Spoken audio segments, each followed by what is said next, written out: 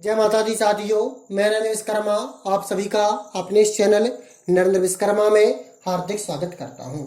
आज मैं आपको प्राथमिक शिक्षक भर्ती परीक्षा से संबंधित गणित सब्जेक्ट में मूलभूत संक्रियाओं को समझाऊंगा। तो सबसे पहले क्वेश्चन यह उठता है कि मूलभूत संक्रियाएं कहते किसे हैं और होती कितनी है। तो मूलभूत संक्रियाएं जोड़, घटाना, गुणा, भागों को कहते हैं। मूलभूत संक्रिया किसे कहते हैं? मूलभूत संक्रिया। तो मूलभूत संक्रिया कहलाती है जोड़, घटाना, गुणा व भाग। और यह टोटल संख्या में कितनी होती है? 4 होती है। तो इन मूलभूत संक्रिया में हम सबसे पहले संक्रिया जोड़ को पढ़ेंगे, हम जोड़ का अध्ययन करेंगे। तो सबसे पहले क्वेश्चन यही उठता है कि जोड़ किसे कहते हैं। तो किसी संख्या में आगे की ओर बढ़ना या गणन करना जोड़ कहलाता है। हमने कोई भी संख्या ली, जैसे हमने लिखा 4 को 3 से जोड़िए। तो हम 4 को जब 3 से जोड़ेंगे तो क्या लिखेंगे? हमने 1 2 3 4 लिया, ये 3 लिए, तो हमने इनको क्या किया? गणन किया। 1 2 3 4 5 6 7, अर्थात 4 को हमने 3 आगे की ओर बढ़ाया तो हमें क्या प्राप्त हुआ? 7 प्राप्त हुआ। क्या प्राप्त हुआ? 7। तो यहां पर हमने क्या लिख दिया? 7 लिख दिया। अब हम देखते हैं जोड़ से संबंधित कुछ विशेष नियम। तो जोड़ से संबंधित कुछ विशेष नियम में पहला नियम देखते हैं। इसमें क्या होता है? संख्या के अंकों को पलटने पर, अर्थात संख्याओं को पलटने पर, संख्या के अंकों नहीं, संख्याओं को पलटने पर, संख्याओं को पलटने पर जोड़ने की क्रिया में कोई प्रभाव नहीं पड़ता है। जैसे हमने लिया 5 + 4, तो हमें क्या प्राप्त हुआ? 9। या हम 4 + 5 करें तब भी हमें क्या प्राप्त होगा? 9 प्राप्त होगा। तो हम संख्याओं को पलट दें तो उसमें कोई भी प्रभाव नहीं पड़ेगा। संख्याओं के अंकों को नहीं पलटना है, संख्याओं को।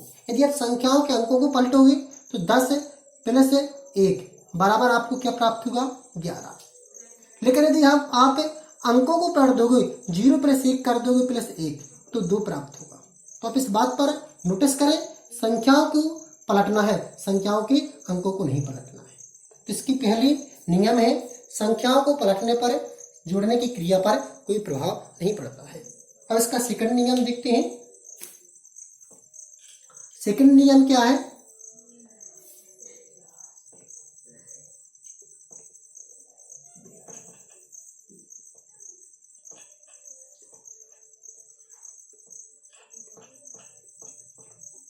तो सेकंड नियम देखते हैं।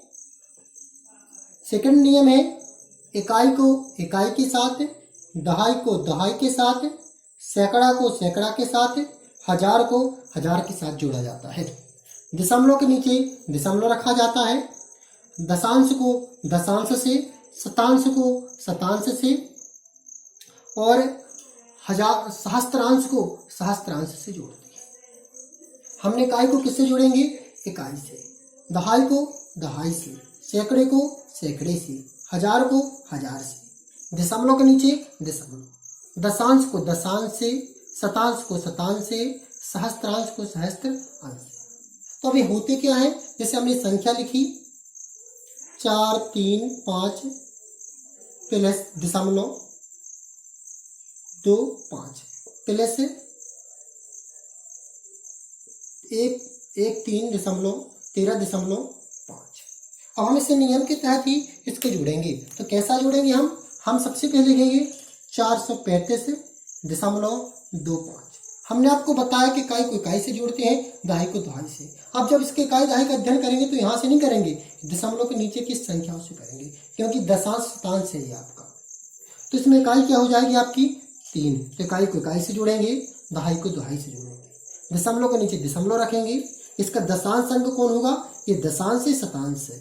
इसके में दशांश आपका 5 है, शतांश नहीं है, तो रख दे, छोड़ देंगे। अब इसे हम ऐड कर देंगे। तो इस प्रकार हम क्या करेंगे? जोड़ेंगे। तो आपने देखा कि इकाई को हमने इकाई से जोड़ा, दहाई को दहाई से जोड़ा, और सैकड़े को सैकड़े से, हजार को हजार से, दशांश को दशांश से, शतांश को शतांश से, और सहस्त्रांश को सहस्त्रांश से जोड़ेंगे। जैसे ये संख्या जो लिखी है तो आपकी कहलाएगी इकाई दहाई सैकड़ा, ये दशांश शतांश, ये दशमलव। ठीक है ना। अगर इसके बाद आगे अंक होता तो सहस्त्रांश हो जाता।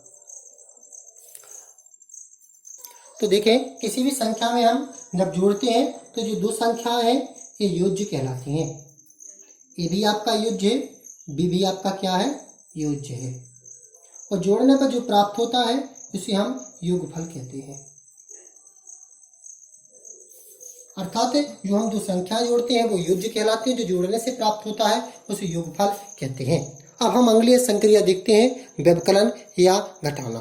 तो देखते हैं अगली मूलभूत संक्रिया घटाना, या जिसे हम व्यवकलन कहते हैं। तो जैसे कि आपने जोड़ में देखा था कि किसी भी संख्या में आगे की ओर बढ़ना या गणन करना जोड़ कहलाता है, तो उसी प्रकार घटाना होता है किसी भी संख्या से निकालना या कम करना घटाना कहलाता है। जैसे हमने संख्या ली, हमने कहा 4 को 3 से घटाइए, तो हम 4 में से 3 को निकाल लेंगे। अर्थात हमने 4 संख्या लिखी, इससे हमने 3 को निकाल लिया, तो कितनी संख्या प्राप्त हुई, हमें 1 प्राप्त हुई। तो किसी भी संख्या से अंकों को निकाल लेना या कम करना घटाना कहलाता है।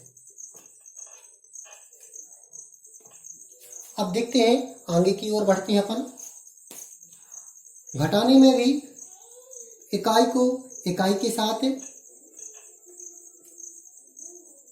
दहाई को दहाई के साथ, सैकड़ा को सैकड़ा के साथ, हजार को हजार के साथ घटाया जाता है।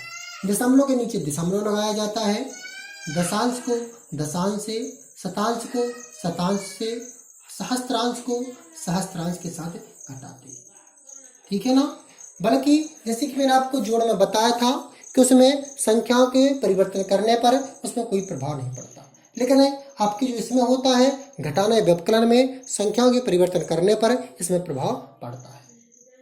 अब देखते हैं जब हम जोड़ते हैं किसी भी संख्या को, जैसे हमने 4 + 5 जोड़ा, 4 5 + 5 4 किया,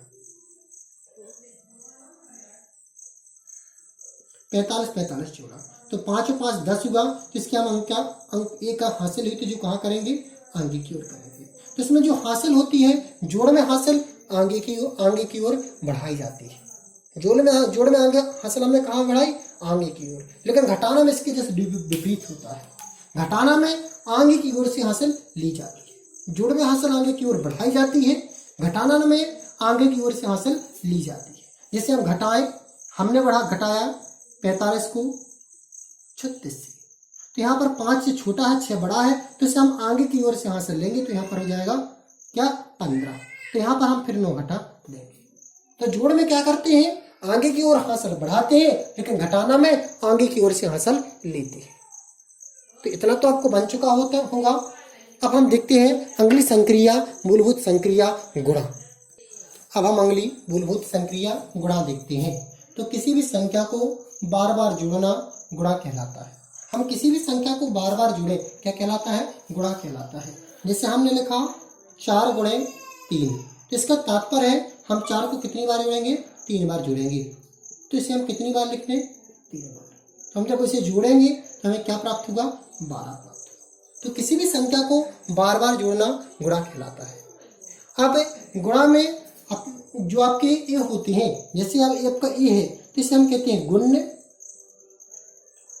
इसे कहा जाता है गुणक, इसे कहा जाता है गुणनफल।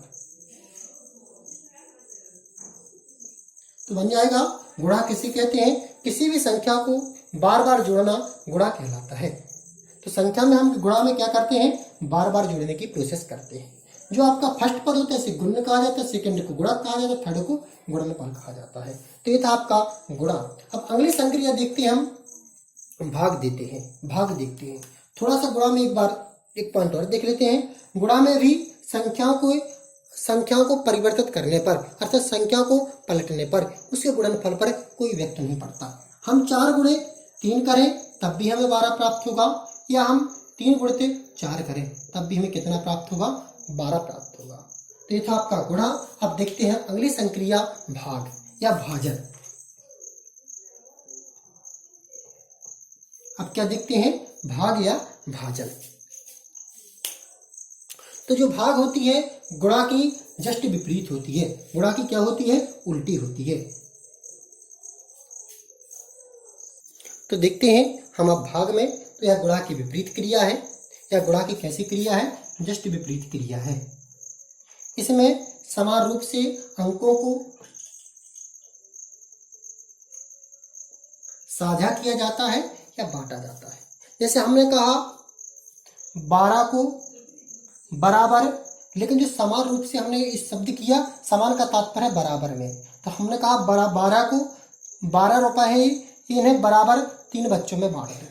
तो हम जब इन्हें बराबर 3 बच्चों में बांटेंगे तो हम इस प्रकार क्या कर देंगे, इस रूप में कर देंगे, तो 4 प्राप्त हो जाएगा। अर्थात हम 12 को बराबर 3-4 टुकड़े करेंगे, जब हमें क्या प्राप्त होगा, 3 बच्चों में जब बराबर बांटेंगे तो हमें कितने टुकड़े करने पड़ेंगे उसके? 4। 3 बच्चों में बांटने के लिए हम बांटेंगे तो बराबर कितने प्राप्त होंगे? 4 रुपए प्राप्त होंगे। तो योग गुणा की विपरीत क्रिया होती है। इसमें समान रूप से अंकों को या संख्या को या पद या रुपए को या वस्तु को बांटा जाता है। तो यह था आपका भाग, गुणा और जोड़, घटाना, मूलभूत संक्रियाएं।